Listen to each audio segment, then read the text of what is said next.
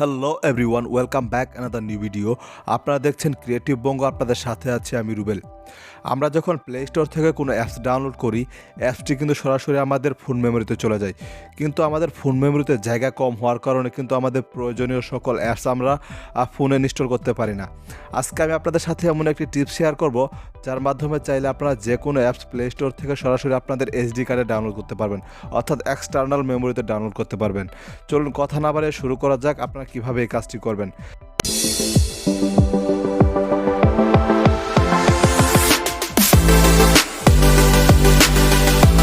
Play store থেকে অ্যাপসগুলো SD কার্ডে download করার জন্য আমাদের একটি অ্যাপসের প্রয়োজন হবে।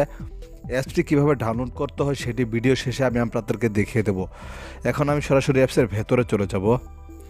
চলে যাওয়ার পর আপনারা এরকম একটি ইন্টারফেস দেখতে পারবেন। আপনারা উপরে দেখতে পাচ্ছেন 3 ডট মেনু রয়েছে, আপনারা সিম্পলি সেখানে ক্লিক করে দিবেন। ক্লিক করার পর আপনারা এরকম একটি ইন্টারফেস দেখতে পারবেন। আপনারা উপরে দেখতে পাচ্ছেন মোবাইল অপশন, আপনারা এখানে ক্লিক করে দিবেন। ক্লিক করার পর আপনারা দেখতে পাচ্ছেন ইন্টারনাল স্টোরেজ আমাদের এখানে সিলেক্ট করা রয়েছে। আমরা যেহেতু প্লে স্টোর থেকে অ্যাপসগুলো এইচডি কার্ডে ডাউনলোড করব, সেজন্য আমরা এইচডি কার্ড সিলেক্ট করে দিব।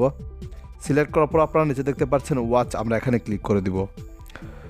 ক্লিক করার পর আপনারা দেখতে পাচ্ছেন আমার মোবাইলের অ্যাপসগুলো কিন্তু ইন্টারনাল স্টোরেজ থেকে এইচডি কার্ডে চলে যাচ্ছে, আপনারা নিচে দেখতে পাচ্ছেন। আপনারা কিছুক্ষণ ওয়েট করবেন, আপনাদের মোবাইলের অ্যাপসগুলো ইন্টারনাল স্টোরেজ থেকে এইচডি কার্ডে চলে যাবে।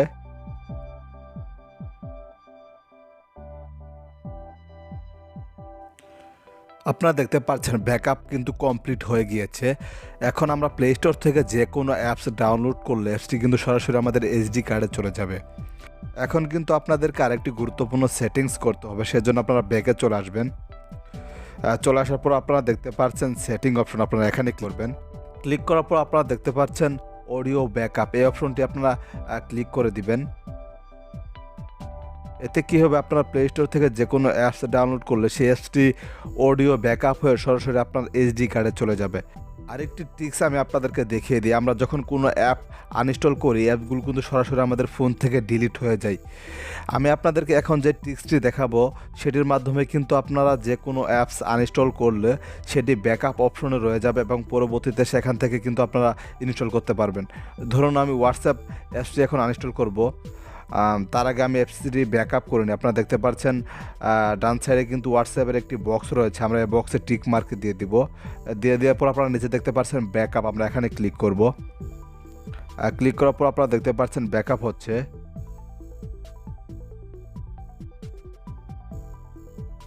আপনারা দেখতে পাচ্ছেন ব্যাকআপ কমপ্লিট হয়ে গিয়েছে, এর জন্য আমরা আবারও ব্যাকে চলে যাব। চলে যাওয়ার পর আমরা একেবারে আমাদের ফোনে চলে যাব। আমরা এখানে আমাদের হোয়াটসঅ্যাপ অ্যাপসটি আমরা এখানে খুঁজবো। আপনারা দেখতে পাচ্ছেন উপরে হোয়াটসঅ্যাপ অ্যাপসটি রয়েছে, আমরা এটি আনইনস্টল করে দেব। আপনারা নিচে দেখতে পাচ্ছেন আনইনস্টল লেখা, আমরা এখানে আনইনস্টলে ক্লিক করে অ্যাপসটি আনইনস্টল করে দিলাম। করে দেওয়ার পর এখন যদি আমরা আমাদের ফোনের ফাইল ম্যানেজারে চলে যাই, চলে যাওয়ার পর সেখান থেকে আমরা এইচডি কার্ডে চলে যাই। চলে যাওয়ার পর আপনারা দেখতে পাচ্ছেন ব্যাকআপ অ্যান্ড রিস্টোর, আমরা এখানে ক্লিক করব। ক্লিক করার পর আপনারা উপরে দেখতে পাচ্ছেন অ্যাচিভ, আমরা এখানে ক্লিক করব। ক্লিক করার পর যদি আমরা একটু নিচে চলে আসি, আপনারা দেখতে পাচ্ছেন হোয়াটসঅ্যাপ অ্যাপসটি কিন্তু আমাদের এখানে রয়ে গিয়েছে।